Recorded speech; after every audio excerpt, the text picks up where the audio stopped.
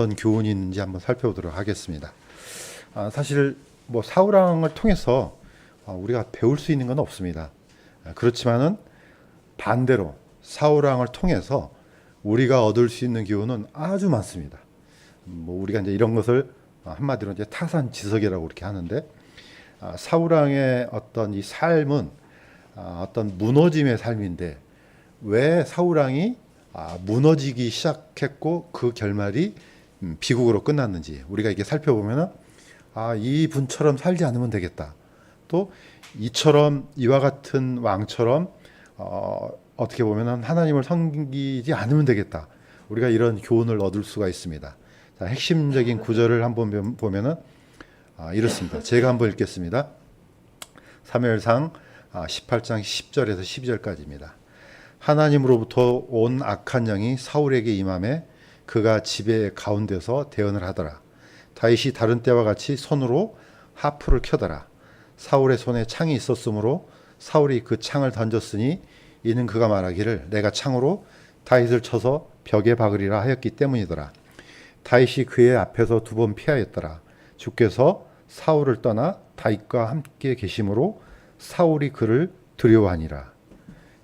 이 사울왕의 어떤 이제부터는 사울왕이 이제 거의 어떻게 보면은 소멸해 가는 그런 중요한 핵심적인 구절이 있는데, 이게 바로 하나님께서 사울을 떠나서 다윗과 함께 함이라. 이게 이제 어떻게 보면은 한 사람은 이것 때문에 사울왕으로부터 다윗은 사울왕으로부터 엄청난 고난을 받고, 반대로 사울은 이 순간부터 어떻게 악하게 쓰임 받았는지가 이제 절묘하게 이제 나옵니다.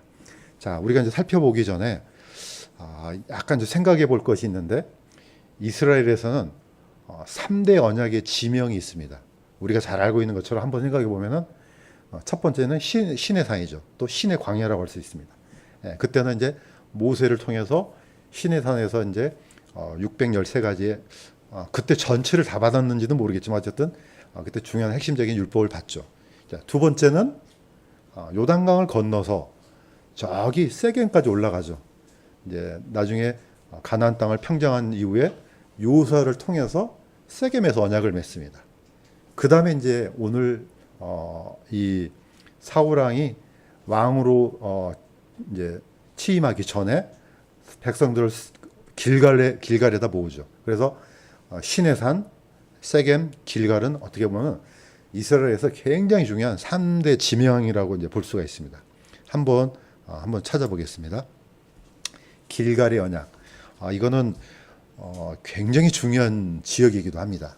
왜냐? 제가 읽어보겠습니다. 그때 사무엘이 백성에게 이르되 오라 우리가 길갈로 가서 거기서 왕국을 새롭게 하자니 온 백성이 길갈로 가니라.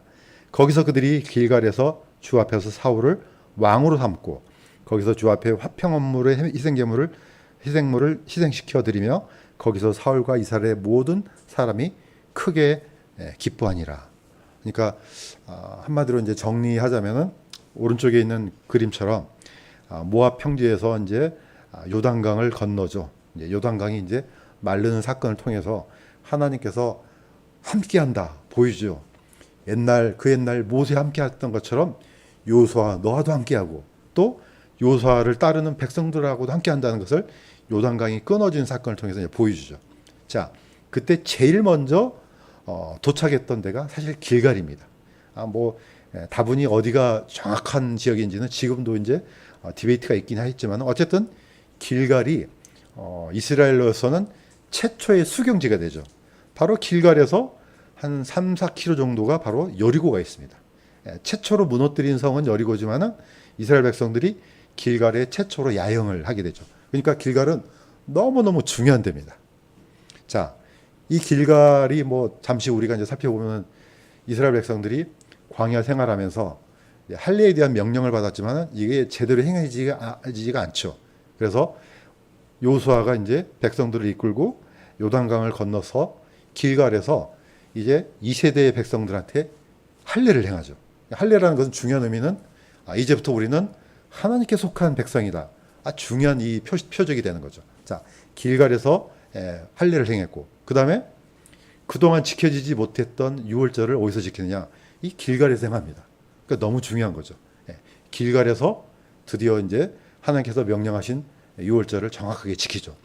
또 이 유월절을 지키자마자 다음번에 뭐 어떤 일이 일어났습니까?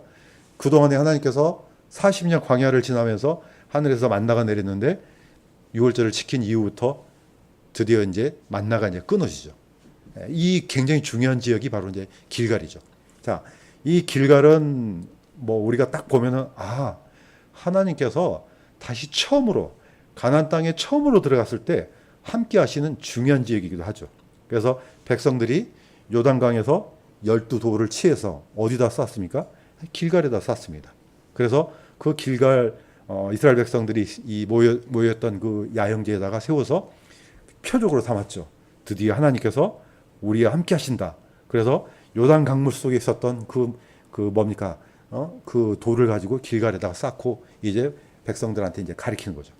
자, 그러면 딱 보면은 길갈은 모든 처음의 시작이구나를 우리가 쉽게 알 수가 있습니다. 다시 한번 이 지도를 보면서 한번 생각을 한번 해보겠습니다. 다시 한번 말씀드리지만은 이스라엘과 하나님과 맺은 언약 중에서 이 세 개의 지명은 잊어먹으면 안 되죠. 이제 우리 이제 성경을 우리 후손들한테서 가르칠 때도 이 부분은 너무 중요합니다. 자, 시내산은 너무 중요하죠. 광야를 이스라엘 백성들이 이제 출애굽해 가지고 이 광야 시내산에서 처음으로 이제 법을 받죠. 어떻게 보면은 이때부터 이스라엘이 세상의 관점으로 보면은 국가적인 면모를 갖추기 시작한 게 어떤 시내산이죠. 왜냐면은 국가라면은 법이 있어야지 사실 국가가 되거든요. 국가가 그냥 다 모이기만 하면 국가가 되는 게 아니잖아요. 그렇지만은 이때 이 법은 하나님께서 직접 주셨죠. 그래서 이제 질서를 잡아갑니다. 그 다음에 어떻게 하나님이 섬길 것인지, 백성들 사이에서는 어떤 법이 이루어져야 되는지 자세한 법을 이때 시내산에서 다 봤죠. 바로 그 법, 기록된 중요한 핵심적인 법 10계명을 시내산에서 받아서 이제 법계 안에다가 집어넣고 이걸 메고 이제 이동을 합니다. 그러나 이게 뭐 바로 곧장 간 게 아니잖아요. 거의 40년 동안 헤매다가 드디어 이제 모세가 죽고 요수아가 그 뒤를 이어서 요단강을 건넙니다. 바로 요단강을 건넜을 때 그 첫 번째 야영지가 바로 길갈이죠. 자, 그런데 이제 순서적으로는 이제 이게 세 번째가 되죠. 자, 길갈에 모여서 이제 여리고성을 무너뜨린 다음에 나중에 거의 한 7년 넘게, 7년 가까이 되는 이 가나안 땅에 이제 정복 전쟁을 일으켜서 드디어 이제 깨끗하게 정리한 다음에 요수아가 백성들을 드디어 세겜에서 모으고, 세겜에서 이제 우리가 계속해서 끊임없이 두 산 얘기를 하죠. 그리심산과 에벨산 두 산으로 갈라서 드디어 다시 한번 백성들한테 그 옛날 모세로부터 받았던 법을 다시 한번 선포하죠. 자, 이대로 행하면은 복을 받고 이대로 행하지 않으면 저주를 받는다 했을 때 백성들은 다 아멘 했습니다. 자, 이때부터는 뭐가 시작됩니까? 드디어 사사시대가 시작됩니다. 시내산에서는 이때 법을 받고 광야시대가 시작됩니다. 자, 세겜이 왜 중요합니까? 쭉 좌우에 점선을 쭉 따라가면 뭐가 나옵니까? 거기가 바로 아브라함의 고향 어디입니까? 갑자기 생각이 안 나네요. 갈대아 우르. 갈대아 우르. 갈대아 우르에서 드디어 하나님께서 인도에 내셔가지고 저 위에서 이제 내려와서 드디어 세겜, 바로 첫 번째 도시죠. 세겜이 중요한 이유는 아브라함이 저기 갈대아 우르에서 가나안 땅으로 들어왔을 때 첫 번째 제단을 쌓았던 데가 세겜이죠. 이 세겜에 나중에 누가 묻힙니까? 이스라엘 백성들이 저기 외국에서 가졌던 요셉의 뼈를 세겜에다 묻죠. 그러니까 아브라함, 이삭, 야곱, 바로 이 요셉의 뼈가 묻힘으로써 하나님께서 내 세대 만에 돌아온다는 약속이 성취가 된 거죠. 그러니까 이 세겜은 너무너무 중요한 곳이죠. 자, 보시면 아시겠지만 전부 다 첫 번째 도시예요. 처음을 상징하는 도시예요. 자, 시내산 처음으로 율법을 받았죠. 세겜 바로 처음으로 아브라함이 왔죠. 길갈 처음으로 요단강을 건넜죠. 전부 다 처음을 상징한 아주 중요한 곳이죠. 자, 이때 백성들을 수많은 지역이 있었을 테이지만은 나중에 어디로 다 모읍니까? 사무엘이 이 길갈로 다 모이게 하죠. 이 길갈에서 다 모여서 드디어 선포했던 게 바로 아까 그겁니다. 제가 뒤로 다시 한번 돌려보겠습니다. 자, 사무엘이 백성들을 모아놓고 이제 쭉 처음부터 이스라엘 백성들의 역사를 쭉 얘기하면서 마지막에 이 경고를 날립니다. 제가 읽겠습니다. 주께서 너희를 위하여 얼마나 큰 일들을 행하셨는지 깊이 생각하여 오직 그분을 두려워하여 너희 마음을 다해 진리 안에서 그분을 섬기라. 그러나 만일 너희가 여전히 악하게 행하면 너희 곧 너희와 너희 왕이 다 소멸되리라. 선포했죠. 물론 아멘 했는지 안 했는지 뒤에는 안 나오지만 이 말씀을 듣고 아멘 안 할 사람이 누가 있겠습니까? 예, 사무엘이 처음에는 안 된다 그랬어요. 예, 절대로 왕을 세울 수 없다. 근데 백성들이 기어코 세워달라는 거죠. 하나님께서 허락해 주십니다. 그래서 이제 이 일이 일어났죠. 바로 이때 사울의 첫 번째 왕의 대관식이 바로 길갈에서 시작됐습니다. 자, 이 엄청난 경고를 백성들은 다 듣습니다. 당연히 사울왕도 듣고 거기 있는 사람이 다 들었죠. 너희가 여전히 악하게 행하면 너희 곧 너희와 너희 왕이 다 소멸되리라. 결국은 이 메시지 결과물이 사울왕의 삶하고 직접적으로 관련이 되는 거죠. 자, 우리가 깊이 이제 오늘 사울왕을 통해서 볼 수 있는 것은 사울왕을 보시면은 찾아보면은 사울왕이 치명적인 실수를 많이 저지르죠. 자, 그 중에 하나는 처음을 있습니다. 우리가 잘 아는 것처럼 항상 이 경고는 계속해서 반복적으로 떨어집니다. 자, 제가 한번 읽겠습니다. 사울왕이 사무엘을 통해서 이제 네가 곧 왕이 될 것이라는 그런 암시를 받고 이렇게 얘기했습니다. 나는 이스라엘 지파 중에서 가장 작은 지파 출신으로 베냐민 족속이 아니니까, 또한 내 가족은 베냐민 지파의 모든 가족들 중에 가장 작지 아니하니까, 그런데 당신이 어찌하여 내게 이같이 말씀하시나이까. 사울을 보면은 얼마나 겸손합니까? 예, 겸손할 뿐더러 효심도 아주 깊습니다. 아버지께서 아버지 기스가 잃어버린 낙이 한 마리, 새끼 한 마리 찾으러 오니까 온 지역을 다 찾습니다. 나 같으면 낙이 새끼 한 마리 잃어버릴 수도 있고 그런 거죠. 이럴 수도 있는데 그 한 마리를 위해서 온 지역을 다 찾아다닙니다. 근데 나중에 찾지 못하니까 사울 왕이 되기 전에 사울이 종한테 혹시 우리 때문에 나귀가 문제가 아니고 우리 때문에 아버지가 걱정하시겠다. 빨리 돌아가자. 이렇게 했던 사람이 사울왕이에요.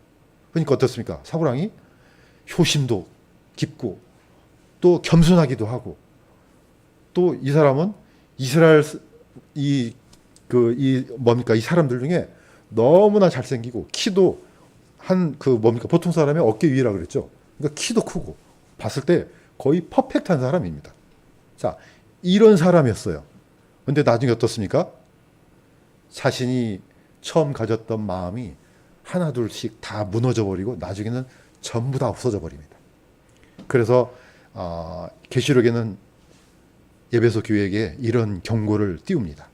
자, 예수님께서 내가 너를 책망할 것이 조금 있나니 이는 네가 처음 사랑을 버렸기 때문이라. 그러므로 네가 어디로부터 떨어졌는지 기억하고 회개하여 처음 행위를 하라. 만일 그리하지 아니하고 네가 회개하지 않으면 내가 속히 내게 가서 내 등잔대를 그것에 자리에서 옮기리라. 물론 구원받는 사람이 구원을 잃어버리지는 않습니다. 그러나 하나님께서 맡겨주신 사명을 더 이상 집행하지 못하도록 만들어버리겠다는 겁니다. 왜? 우리가 존재하고 우리가 지금 살아가고 있는 이 모든 방향이나 또는 우리가 하고 있는 이 가치가 하나님께서 주셨기 때문에 우리는 하는 겁니다. 그런데 가만 보니까 도저히 하나님을 위해서 일하는 사람이 아니에요. 그러면 왜 기어코 그걸 놔두겠습니까? 하나님께서 뺏어버리지. 자, 우리 보통 마라톤 얘기를 많이 합니다. 보니까 왼쪽에 그림 중에 뭐가 있습니까? 스타트 돼 있잖아요. 제가 이거 반복적으로 쓰지만은 못 갔습니까? 촌놈 마라톤 그러잖아요. 우리 동네 가면은 그 학교 다닐 때 운동회 때 마라톤 할 때는 어중이 떠중이 다 합니다. 동네 사람이 다 참석합니다. 나중에 진짜로 온 사람 몇 명 안 되잖아요. 처음 시작은 너무 좋아요. 사람들도 많아요. 그러나 이 페이스를 끝까지 유지하고 꼴이 난 사람은 별로 안 된다는 거죠. 딱 보니까 제가 사우랑을 보니까 처음은 너무 멋있어요. 그냥 길갈에서 지명도 아주 멋있잖아요. 길갈. 처음 들어와서 수치를 굴러 떨어지게 했다. 이 길갈 처음 시작하는 여기서 대관식을 거쳐서 드디어 이제 사울이 왕이 됐는데 나중에는 어떻습니까? 길보아 산에서 최후를 맞이합니다. 예. 우리가 이 사울왕을 통해서 처음의 겸손을 잃어버린 그러면 우리는 이렇게 하면 안 되겠다는 것을 우리가 깨우칠 수가 있습니다. 사울왕처럼 첫사랑, 처음의 겸손, 처음에 어떤 하나님께서 받았던 그 은혜를 잊어버리면 안 되겠다는 걸 우리가 이제 충분히 알 수가 있습니다. 자, 두 번째는 사울왕을 통해서 배울 수 있는 교훈은 또 뚜렷합니다. 사울왕은 자신의 분량을 잊어버렸습니다. 사실 이 분량에 대한 것은 우리가 계속해서 반복적이지만은 제가 한번 그래도 같이 한번 읽어보겠습니다. 사울왕이 어떤 실수를 저질렀는지. 자, 하나님께서 이제 어떻게 보면 일종의 이게 제가 볼 때는 일종의 테스트 같아요. 자, 사울왕이 드디어 블레셋하고 이제 전쟁이 벌어졌습니다. 자, 아마 이제 그래서 사무엘이랑 약속을 했던 것 같아요.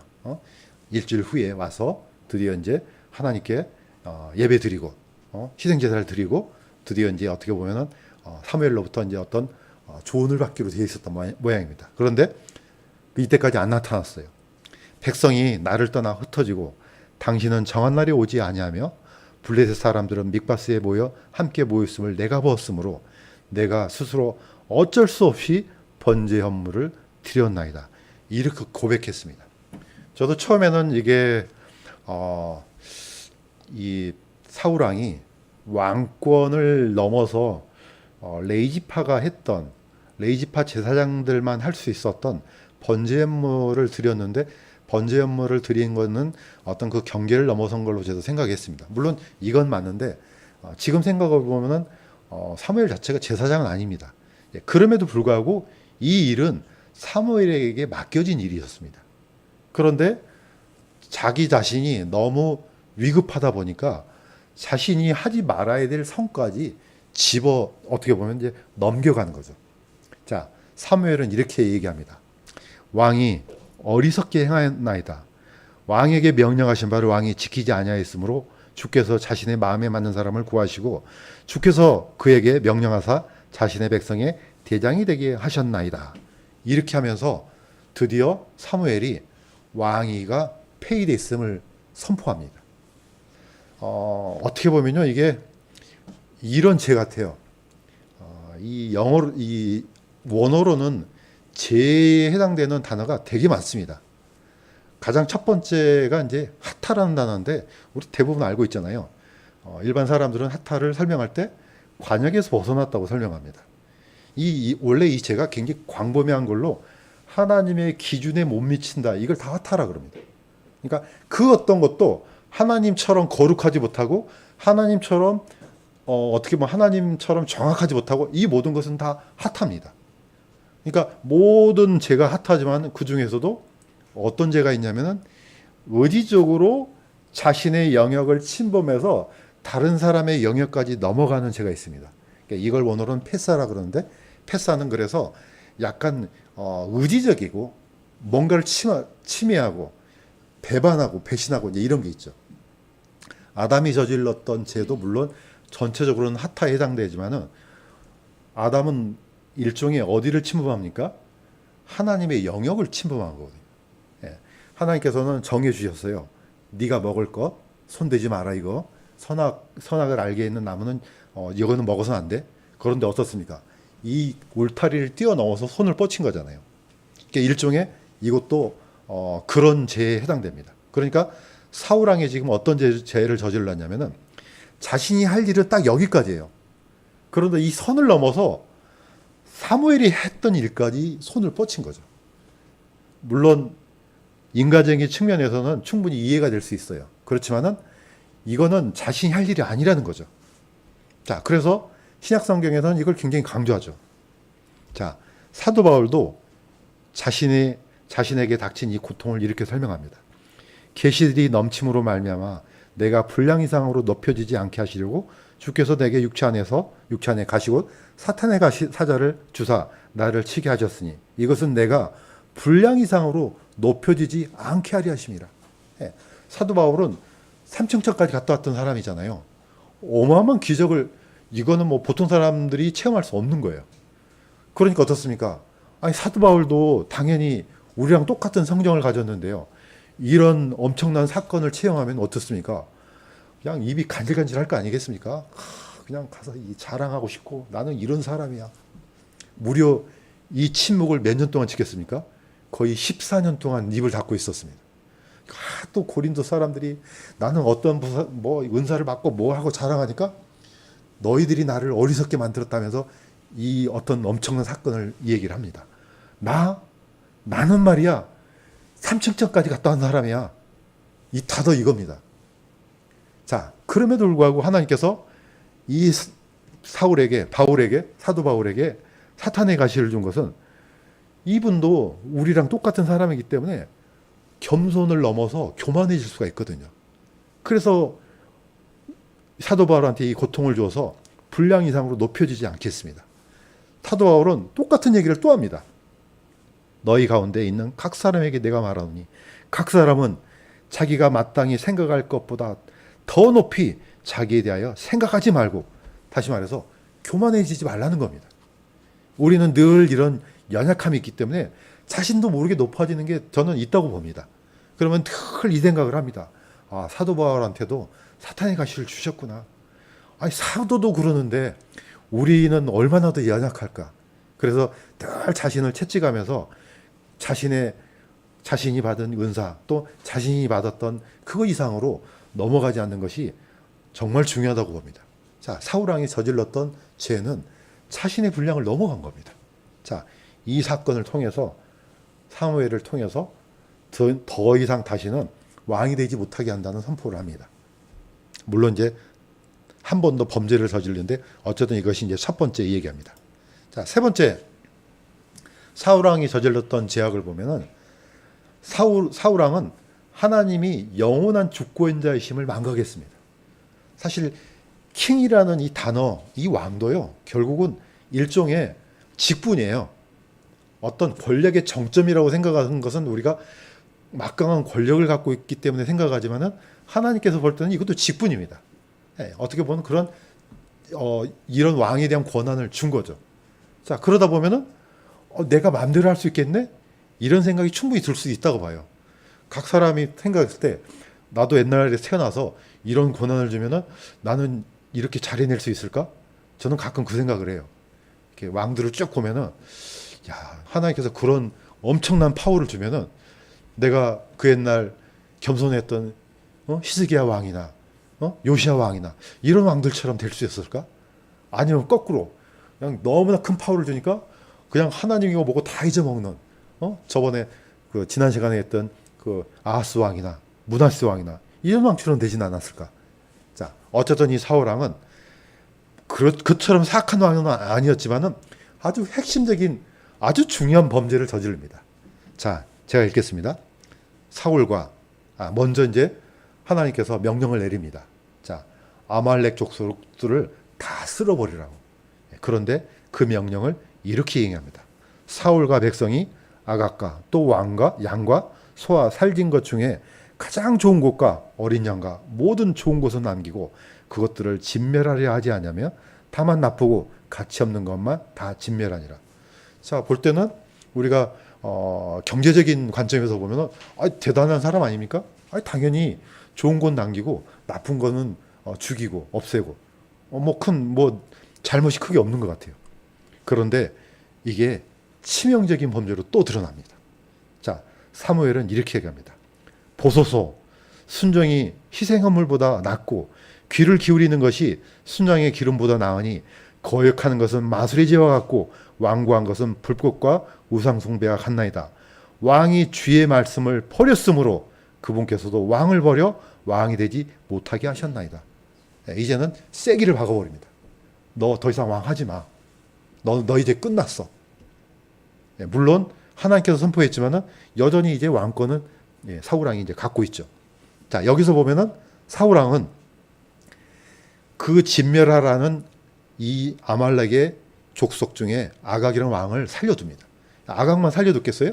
거기 있는 그 뭡니까? 아각 식구들도 살려줬겠죠? 우리가 잘 알고 있는 것처럼 이 살려뒀던 이 아각의 후예들이 어디로 갑니까? 나중에? 저기 페르시아로 갑니다. 나중에 가서 그 페르시아에서 어떤 일이 벌어졌습니까?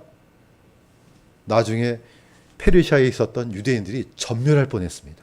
네. 이 사람의 후예가 누굽니까? 하만이잖아요. 하만이 나중에 싹 쓸어버리려고 했잖아요.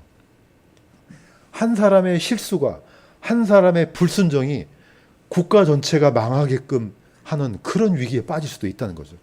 그러니까 하나님께서 이거 다 없애야 돼? 너 생각하지 마. 판단은 내가 해. 근데 누가 판단합니까? 내가 하는 거예요. 이게 굉장히 중요한 문제죠. 판단은 하나님이 하세요. 너는 그 판단을 명령에 순종하기만 하면 되는데 내가 판단해요. 결국은 이게 뭡니까? 주객이 전도됐다 하는 거죠. 예. 주인과 객이 바뀌어버리는 거죠. 결국은 이게 사람들 눈에는 선한 것처럼 보이는데 하나님 편에서는 그래 네가 주인해 이겁니다. 네가 왕해. 네가 하나님해. 이거는 아주 극심한 범죄입니다. 자, 이때부터 이제 뭐 합니까? 안 되겠다. 너는 이제 가서 다윗을 찾아서 기름을 부어. 이에 사무엘이 기름불을 취하여 그에게 다윗에게 기름을 부으니 그날 이후로 주의 영께서 다윗에게 임하시니라. 이에 사무엘이 일어나 라마로 가니라. 드디어 하나님의 명을 받들고 사무엘이 기름불을 좀 자세하게 얘기를 하면은 이게 바로 이 뿔이 황소의 오른뿔입니다. 유대인들은 오른쪽 왼쪽도 가려요. 왜? 권능을 상징하기 때문에. 그 기름 뭐냐? 바로 뭡니까? 그 옛날 그 등잔대에서 받았던 그 올리브유를 처음에 받았던 올리브유를 여기다 넣어가지고 기름을 붓습니다. 이게 그래서 이제 뭡니까? 이 뜻이 메시아라는 뜻입니다. 기름 부음 받은 자. 그래서 킹이란 말이 하나님으로부터 권위를 인정받다. 이 뜻이 바로 메시아입니다. 그래서 메시아는 가장 중요한 게 킹입니다. 킹. 자, 그러면 킹이 둘이 돼요. 한 사람은 폐위된 왕이고 한 사람은 하나님께서 선임한 왕이죠. 그러니까 지금 현재는 지금 왕이 두 개가 있어요. 하나는 폐위된 왕이고 하나는 하나님부터 선택된 왕이죠. 자, 사실 이제 다음 시간에 하겠지만은 사실 다윗은 이때부터 고통이 시작됩니다. 자, 이때부터 사울 왕은 드디어 이제 무너지기 시작합니다. 자, 우리가 알 수 있는 것은 신약 성경에는 끊임없이 이런 얘기를 반복하죠. 그러므로 사람이 이런 것들로부터 자기를 깨끗하게 하면 종기에 이르는 그릇 곧 거룩히 구별되어 주인이 쓰기에 합당하며 모든 선한 일에 예비된 그릇이 되리라. 저는 이 말씀이 직분을 교회에서 공식적인 직분을 받든 안 받든 다 똑같은 말씀이라 생각됩니다. 누구든지 하나님 쓰시기에 내가 합당한 그릇이 되면은 누구든지 하나님은 쓰신다고 저는 믿습니다.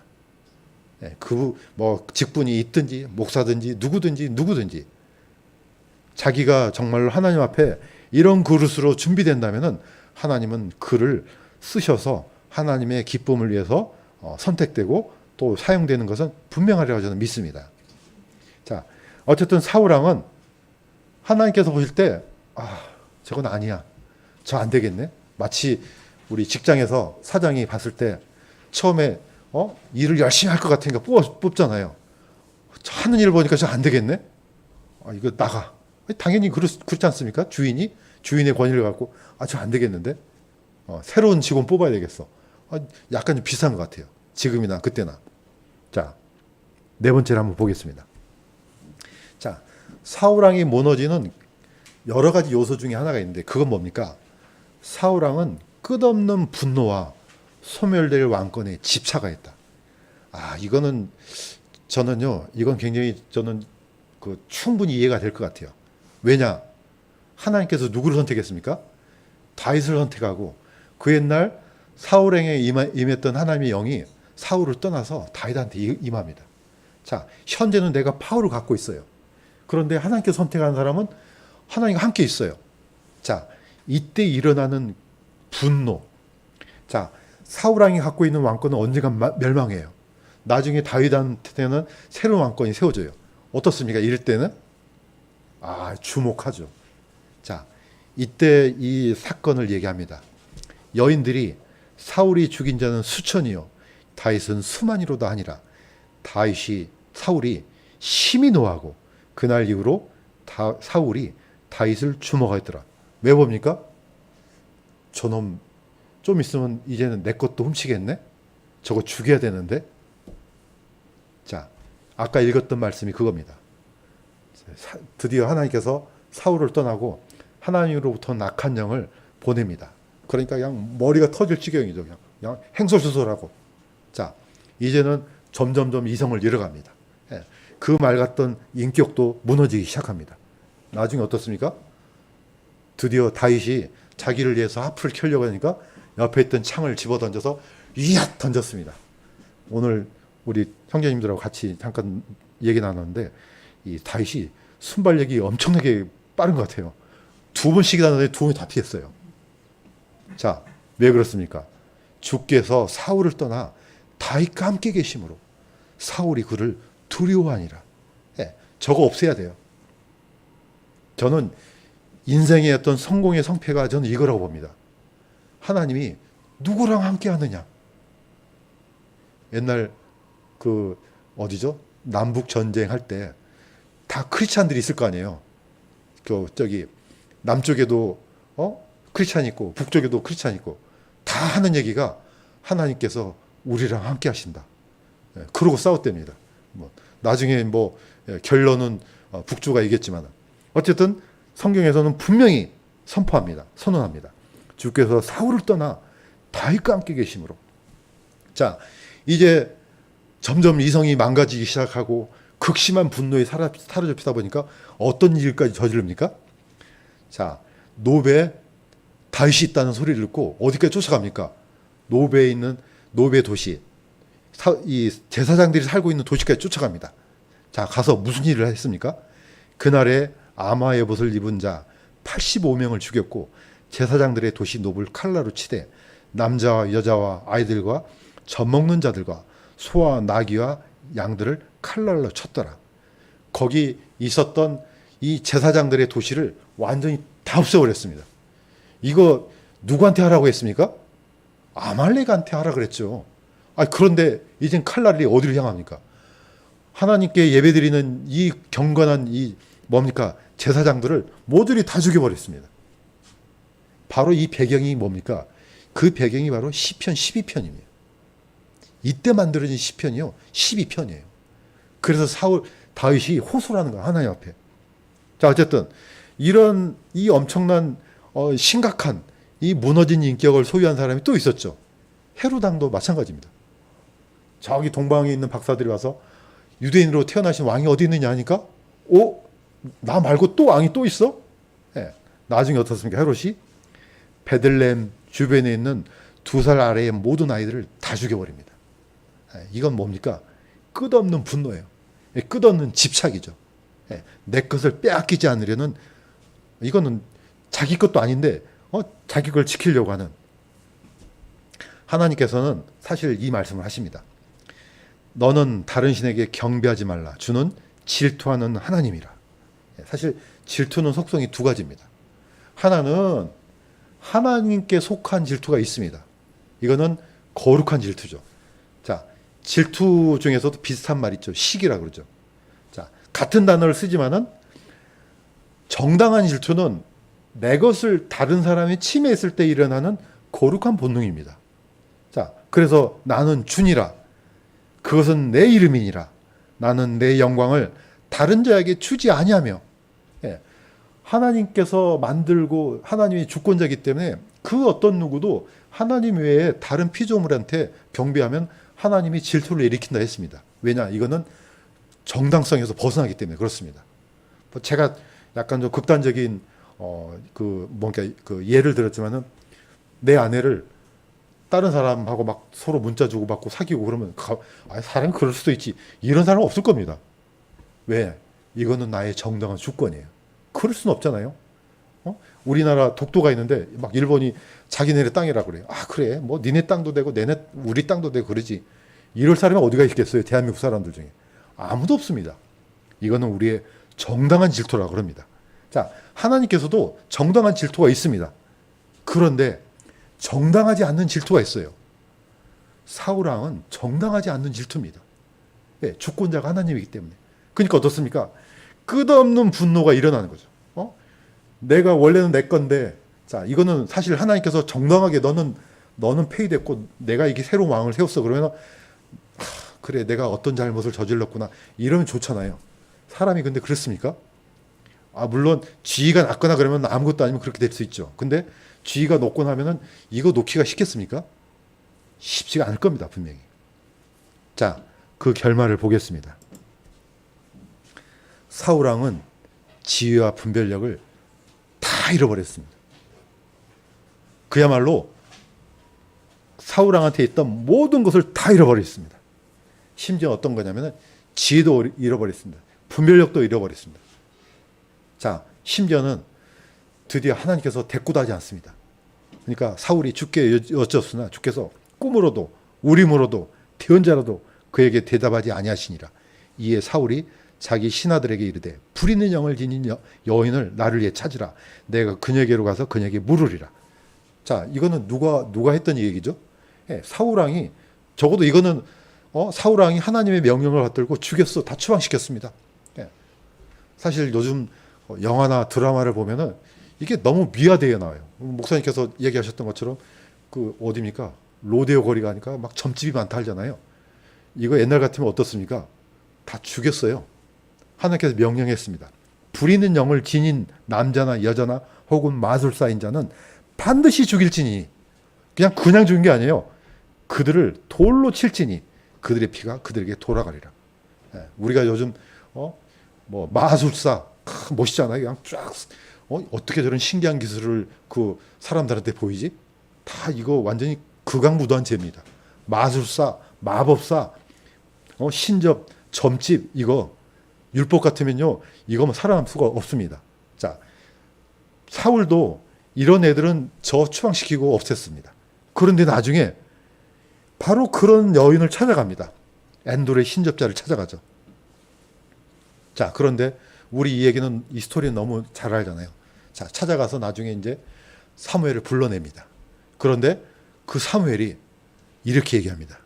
주께서 이스라엘을 너와 함께 블레셋 사람의 손에 넘겨주리니 내일 너와 네 아들들이 나와 함께 있으리라. 주께서 또 이스라엘 군대를 블레셋 사람들의 손에 넘겨주시리라. 한마디로 한날에 너랑 너의 아들들이 죽을 것이라 얘기합니다. 여기서 조심할 필요가 있습니다.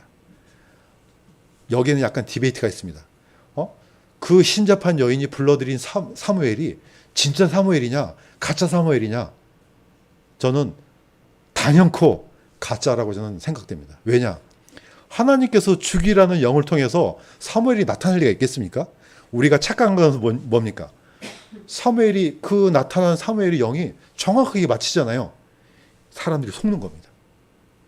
거짓 영도요, 예지력이 있다는 것을 우리가 놓치면 안 된다는 거죠. 퍼펙트하지 않지만은 예지력이 있는 겁니다. 얼마든지 가능합니다. 자, 사울왕은 이 말대로 길보아 산에서 최후를 맞이합니다. 자, 사울의 이 뭡니까? 이 인생을 보면 얼마나 비참합니까? 저는 그 비참의 원인이 딱 이겁니다. 하나님께서 그와 함께 하지 않았다는 겁니다. 함께 했다 그러면은 그 사람은 어떤 고난을 통해서도 다시 일어납니다. 다윗은 근 10년 동안 도피 생활을 했습니다. 딱 보니까 목숨이 아까워서 다윗도 그러잖아요. 그냥 어떻게 보든 살기 위해서 미친 척하지도 않게 막 침도 질질 흘리고 그냥 문짝에다가 막 갈겨 쓰고 이랬던 사람이에요. 어떻게 살았든지 하나님께서 다윗이랑 함께 하셨습니다. 나중에 킹이 됐습니다.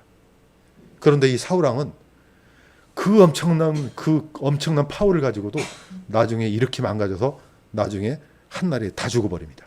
자, 마무리 짓겠습니다. 우리에게 주시는 교훈. 주께서 사울을 떠나 다윗과 함께 계심으로, 지난주일하고 비슷하죠. 함께 있다. 한마디로 말해서 임마누엘입니다. 임마누엘. 자, 계속해서 반복적인 얘기를 합니다. 이것과 비슷한 사람 있죠. 야곱과 에서 중에 하나님께서는 야곱과 함께 하셨고 에서는 떠났습니다. 그러니까 나중에 분별력을 다 잃어버리잖아요. 장자권도 팔아버리고 다 팔아버립니다. 나중에 이제 엄청난 파워를 갖고 있으니까 마치 자기가 하나님께서 자기랑 함께하는 것처럼 생각됐지만은 이미 하나님께서는 에서를 버렸습니다. 자, 그래서 이렇게 얘기합니다. 이것은 음행하는 자 혹은 먹을 것 한 조각을 위해 자기의 장자권을 판 에서와 같이 속된 자가 있지 않게 하려 함이라. 너희가 아는 바와 같이 그 뒤에 그가 복을 상속받고자 하였을 때 거절당하였으니 그가 눈물을 흘리고 염려하며 뜻을 돌릴 곳을 구하였으나 그것을 찾지 못하였느니라. 사실 거절당했죠. 나중에 에서가 수많은 군대를 이끌고 그 엄청난 양떼, 소떼, 나도 이렇게 많아 자랑했지만은 하나님은 더 이상 그랑 함께하지 않았습니다. 자, 그래서 성경을 보시면 아시겠지만은 마태복음, 그 다음에 사도 바울 서신서, 계시록 보면은 항상 이 말이 따라다닙니다. 제일 마지막에 보라, 내가 세상 끝까지 항상 너희와 함께 있느니라. 예수님께서 사도들한테 약속하셨던 이 뭡니까? 약속입니다. 자, 사도 바울도 로마서를 마지막으로 끝을 낼 때 이렇게 얘기합니다. 우리 주 예수 그리스도의 은혜가 너희와 함께 있기를 원하노라. 계시록 마지막에도 우리 주 예수 그리스도의 은혜가 너희 모두와 함께 있기를 원하노라. 저는 이게 단순한 인사말이 아니라고 봅니다. 은혜가 우리와 함께 있어야지 우리가 우리의 삶 속에서 악한 사탄의 이 뭡니까? 공격을 막아내고 또 하나님의 복이 늘 우리와 함께 있다고 저는 믿습니다. 그래서 우리의 모든 삶이 주님과 함께하는 그 삶이 되기를 주님의 이름으로 간구드립니다. 잠시 기도하겠습니다. 하나님 아버지,